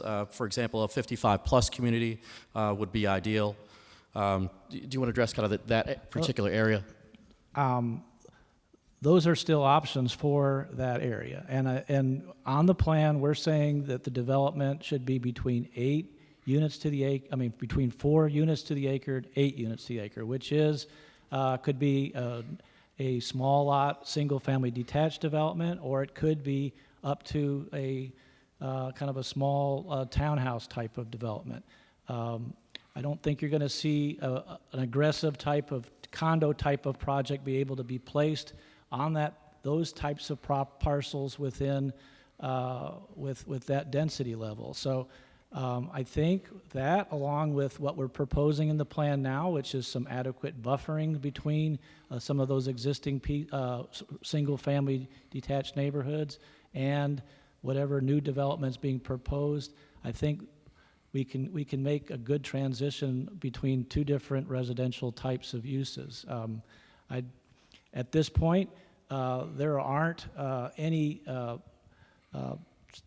kind of position that the Planning Commission's made or that with this plan. All we're saying is that would be an appropriate area for residential between the 4 units to the acre and the 8 units to the acre. This is a similar comment from somebody on Carriage Hill, so I'm not going to read it verbatim. But again, it's just concerns about additional townhomes near Carriage Hill on Coalfield Road. So I think we just answered that. Some of the comments we had in the last couple of months was, we don't want apartments into those parts of the Midlothian village, and we've tried to be more careful and to define that a little bit better to be just the apartment opportunities, multifamily opportunities, again, are just along the US 60 corridor area only. So this is from one of my friends that I've walked around the community with, reviewed the summary of comments, and didn't see anything that addressed pedestrian safety. Why are my concerns not being addressed?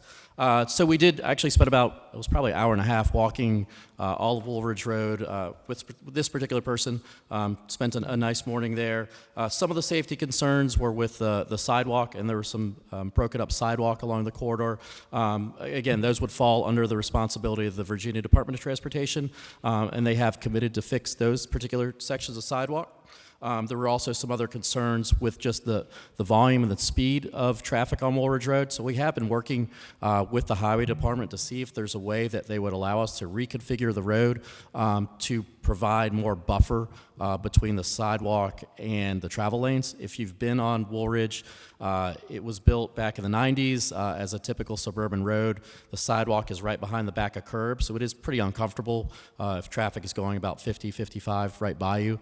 So we're trying to find a way to provide some additional buffer there. The options that the Highway Department will allow us to implement are not ideal, so we're still trying to work through those. I can provide that detailed information, and we do anticipate including that as part of the plan because it is a good recommendation. And again, don't just focus on Route 60. What about Woolridge and Coalfield? So same sort of way. We are going to look at those in more detail, and you will see that included in the plan. Is there a process in place to ensure that the board, planning commission, and school board are working together to collaborate on new developments and school numbers? You know, I think Andy put it really well. You know, we do have obviously some new folks on the school's end. I can tell you Mrs. Haley is certainly committed to have us do everything we can to work collaboratively to figure all that out, and that's something we're gonna work towards. You know, if you looked at the picture at the beginning of me from 1985 at Watkins, there were 25 kids in my second grade class, so this is not a new issue. It's been around for a while, but I think you've got the right folks in place to work together and try to solve the issues that we're running into. So more to come on that, but certainly understand those concerns and appreciate the comments. Please describe an example of some relief options for our local schools. It's not realistic to think that condos and townhomes will not attract families with children. So again, the relief options we're going to have to work through in terms of enrollment and, you know, is it redistricting? Is it additional schools? We do actually find that the condos and townhomes, generally speaking, aren't producing the number of school-age children that you would see out of single family. It's actually pretty significant. We could get those numbers, you know, for the folks as part of the implementation committee. We're happy to go through those, or even the group in general. We can provide more of that detailed analysis. We are creating a tool with schools and the county to work on better projecting capital facilities, whether it's schools, fire stations, or libraries, and part of that is doing a deep dive on specific things like how many kids come out of a specific townhome or apartment development. So we have that information, and we're making those decisions a little more informed. Yeah, I can't read that one. How can you address revitalizing Midlothian Turnpike without addressing Midlothian Middle? It sits in the center of the plan. I can tell you from a county and transportation and planning perspective, we wouldn't typically locate a middle school right along a primary corridor. So we understand the concerns there and the issues that it creates. Certainly can't commit to anything as part of this, but we understand that there are some additional needs there at Midlothian Middle, which I think was a high school back in the a long time ago. So it obviously has some age on it, and we understand the concerns there, and you know, we get that. Have you identified parcels for building new elementary and middle schools within the village boundaries? There are some parcels around that could potentially be used, but we haven't specified any because we really can't do that unless we own the property. So that answers the second part of that question. Where are the projected numbers for Old Hundred Elementary? Will they be in the next study? I think schools just released those, is my understanding. So we'll see what we could do in terms of including that, but I believe those were just put out. So we'll have to look to see what would be appropriate and what we can add within the time frame that we have to make changes. Does this plan take into consideration The changes such as growth of school-age population taking place in the older neighborhoods like Salisbury and Stonehenge. Yeah, that's a tough one for me. That is a tough question, and I think that is one of the things we're going to have to get our hands around working with the new high-growth impact study. That the idea of that four-bedroom house being that may have a couple in it, my age, that are trying to downsize and go to something smaller and less maintenance, and then a new family moving in that with 2 or 3 kids. That is a hard demographic to try to forecast. And but I think there are some tools out there that we've become aware of recently that will maybe help us, historic data from other communities that have the same age of housing stock and the ratios that they've seen, that will help us get maybe a better opportunity to try to give a closer projection of what that kind of transition might occur. This question revolves around the opportunities for higher density for shopping centers. Would those be higher than 20 units per acre?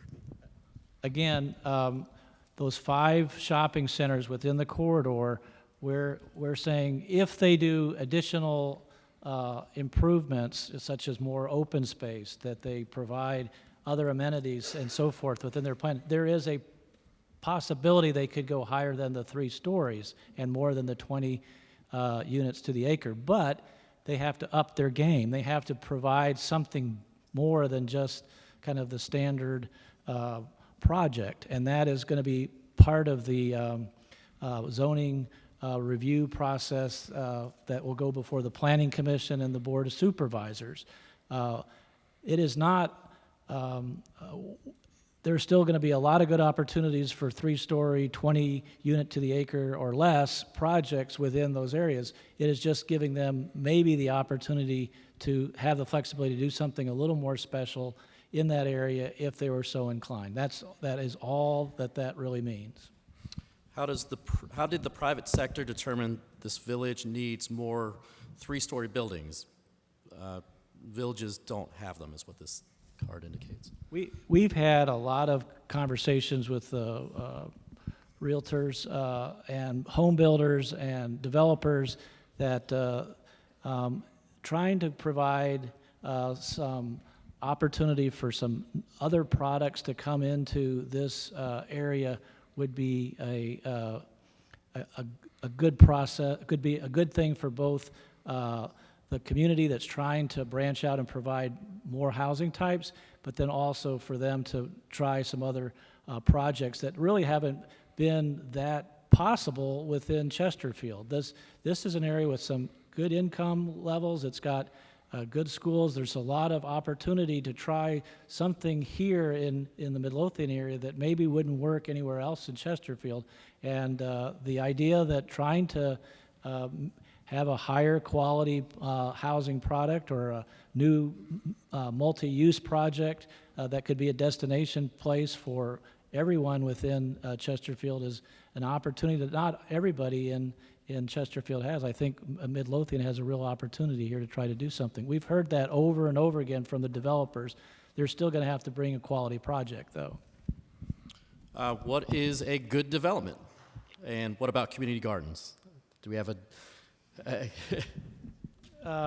good project is pretty subjective. I think in the process of trying to develop the new ordinances, we'll probably, with the implementation committee, try to put some elements together that would qualify as a good project. We have, from a staff standpoint, we have some ideas, of course, but I think we're going to lean on the implementation committee to help us pick out what elements really make a good plan there. And what was the second part of that? community gardens? The idea of open space, of community gardens, of other types of community-oriented active space are all things that we would be encouraging with the rewrite of some of the ordinance and the overlays. What is the difference between a design recommendation and a design requirement? Some of this gets in the difference between the plan, which is really kind of a vision document, and the subsequent ordinances that would be adopted as a result of the plan through the implementation committee. Those would be requirements. How do you determine what is in demand, and why do you have so much multifamily? I think Andy covered that pretty well and pretty succinctly in that, that this is something that we're hearing from the development community. In Midlothian, again, it really is a special place, and really probably the only place in the county where something like this could work of such a high-quality development. What do you plan for the area between the American Family Fitness and Midlothian Mines Park? So what does the plan show for that area? The plan shows that as medium-density residential. It's community mixed use. I'm sorry, on that particular piece, it's community mixed use, which would be in the 8 units to the acre to 20 units to the acre. That would be what the plan is recommending.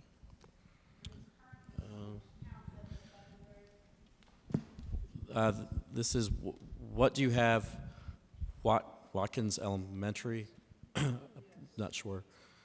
How many additional people are expected move in Midlothian area in the next 30 years? Again, it just says what do you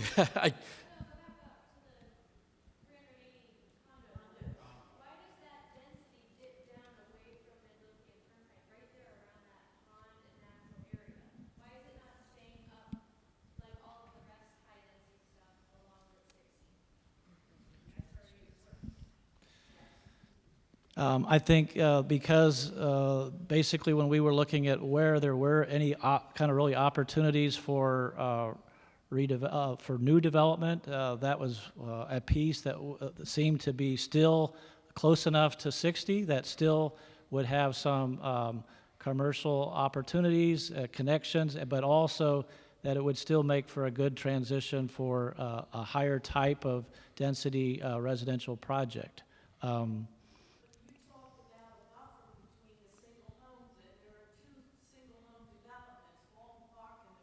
across the street? And that particular piece of property, I think that's a valid point. With the development of that zoning case, if it were to go forward by later on, then the idea of adding some additional buffers may be a way to do it. The distance between that particular tract that you're talking about and Woolridge Road, and then to the neighborhoods on the other side of Woolridge Road, is pretty significant, but I do think there may be some opportunities to create some effective buffering and treatments to make it a better transition. Also, is Midlothian Road going on through there, through the enclave and into those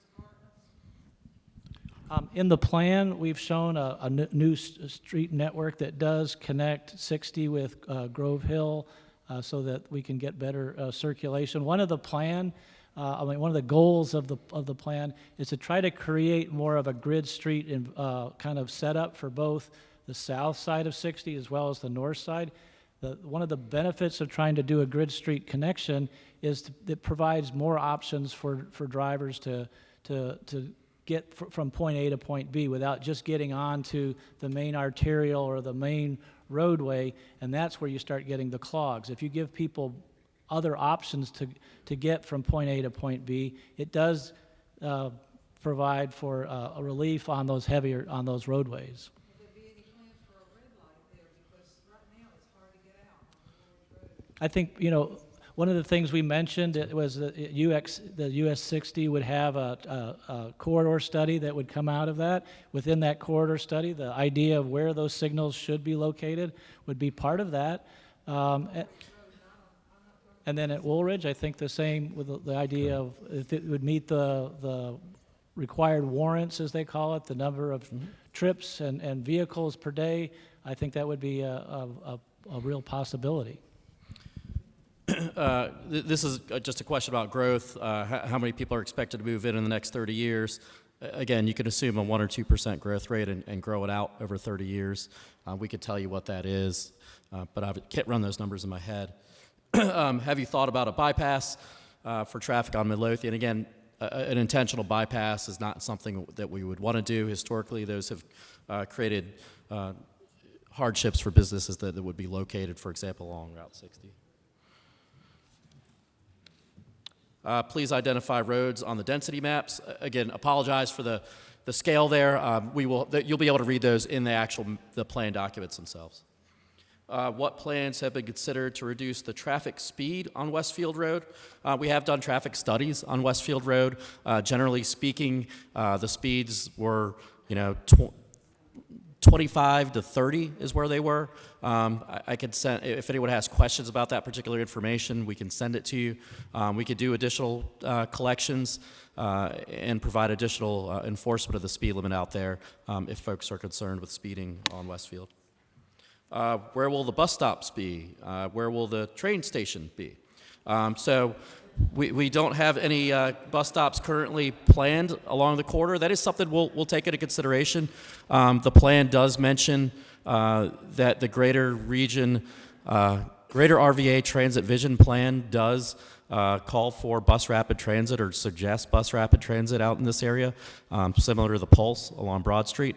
I don't know if that's quite something that we're ready for here, but it's certainly something that in the future we ought to look to see could be accommodated just as we would transit network companies like Uber and Lyft, as well as connected and automated vehicles. So those are all things that we need to be considering as part of the plan. There are no plans for a train station. We have looked at that before. The Norfolk Southern line is the challenge. Trains and tracks here are intended for cargo. To add passengers to them is frowned upon by the folks that own them, which are the railroad companies, and it's also a single track, so they would want to have an additional track added to provide passenger service. The last time we looked at it, it was about $100 million to do that, so it's a little bit cost prohibitive. Or a lot cost prohibitive. How many villages you picture have a major highway artery in the middle, and a challenge to name them? I, off the top of my head, certainly can't do that. There are examples in Virginia where you do have major arteries running through villages. Lexington, I believe, has a major artery running through it. Stanton or Staunton, I guess depends on where you are, I believe has some as well.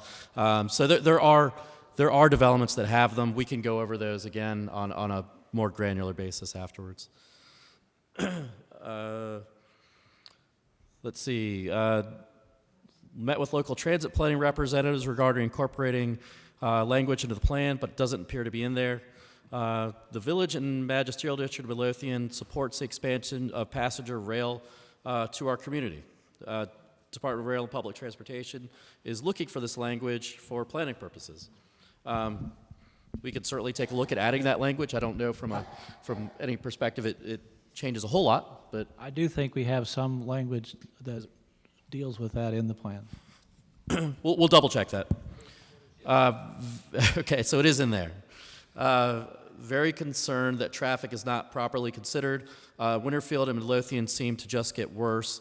You can't change the fact that a main state road goes through the center of it. If people are crossing, it will only get worse. Again, recognize that there are challenges with traffic, and there could be moving forward, and we do have that implementation step to identify how that will be addressed. There are a variety of new ways to do that, whether it's through innovative intersections or different signal timing and phasing, but I think we could get to a point where we could accommodate pedestrians and vehicles without much degradation in level of service. That's not to say you won't see some congestion during peak hours due to things like schools and other issues, but you're not going to see wholesale congestion out here like you would, for example, in Northern Virginia. Are pedestrian overpasses being considered over Route 60? You'd have to have a pretty high volume of pedestrians, so if some of this were to come out of the ground, and there were, for example, typical examples for overpasses are locations that have lots and lots of pedestrians, convention centers, hotels, that sort of thing. The plan doesn't really call for any of that, so I don't think that's going to be something you would see. You would most likely see at-grade crossings, so the push buttons with the pedestrian countdown timers in the hand and a walk and don't walk would be most likely what you would see at grade. I can't read those. How many questions do you have left? It's a handful. Can you stop and get some from the floor now? Well, I do want to be respectful for. Because some of us are not being heard. Okay, and that's the goal of reading all the questions so everybody is heard. Can you stop and do some of that to the people later on, like you say you're going to send answers to them, and let some of us here who are not getting our questions answered Well, if you, have an opportunity to speak tonight? Mrs. Beard, I certainly appreciate that. But to be respectful for the people that did write down questions, we do want to answer those. If you have a question, so yeah, and I'm trying to move through them as quickly as possible. If I could certainly speed up to try to do that, and we'll move as quickly as we can. The study area includes the area between Woolridge and Lux. What does the plan propose for bike ped facilities along Coalfield, south of the library? Do you know that off? We'll have to identify that, but my recollection for Coalfield, the majority of that is we showed pedestrian facilities, but not necessarily separate bike facilities. But we'll have to double check that. Sidewalk. How can you ensure that with this scale of development, we will not have greatly increased automobile traffic? The goal is really to have increased pedestrian and bicycle traffic. Certainly ancillary to that, you will see additional vehicular traffic. So we are going to look to see, again, through the implementation step, ways to accommodate that and move traffic efficiently. Our schools are already overcrowded. Where do you intend to send the children of this increased population of schools? I think we've talked about that on several occasions. That is one of the implementation items to determine how to deal with that. With the implementation studies be complete, we've read these. Awesome. Yep. Yeah, yes, ma'am. I think we're just about through. Yeah, so this is kind of the handful of questions that I can't really read. And okay, we've just got a handful more. If you guys we'll be patient. We'll get through these really quickly. What's being decided next? Again, we have the timeline. So November 12th, the plan will come out. November 19th, Planning Commission. December 11th, Board. And is there anything that we cannot reverse or revisit without critical impact to the plan deadlines? Again, out of the meeting tonight, we're happy to discuss anything that anybody wants to, but I haven't heard anything thus far that was a real substantive change or a few tweaks. It sounds like that we need to make, but again, happy to stick around after this and talk in more detail. What are the proposed revisions that were rejected and why? Joanne will develop kind of more of a detailed list of what those comments were and how we addressed them, or if we didn't address them, why we didn't address them. For the most part, it revolved around density, traffic, and schools, and we've tried to include those implementation items and the changes in the density recommendations to address those. What is the best way to let the planning group know of my questions, concerns after today?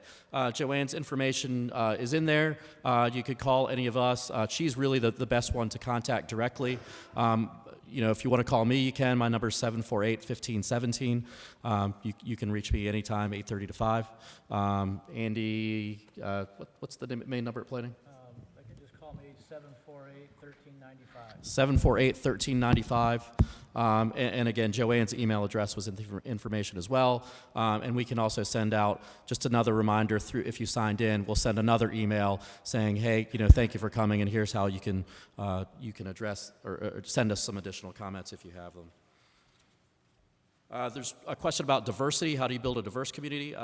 That's a challenge that's probably above what we do here. I think part of the idea of the different housing types and sizes and densities will lend itself to a more diverse community, but some of that's about housing choice and where people want to live. And I think this is the last one. If we did miss one, I apologize. There were a group that I frankly couldn't read. What does the plan envision for Woolridge Road near Walton Park and the Grove? I don't think we have anything specific there. Certainly, we want to try to improve the pedestrian connectivity, so we could look at the push button countdown timers, crosswalks, that sort of thing, as that area develops, and again, also wholesale changes to the Woolridge Road corridor just to make it more pedestrian friendly. So I think that's all the questions.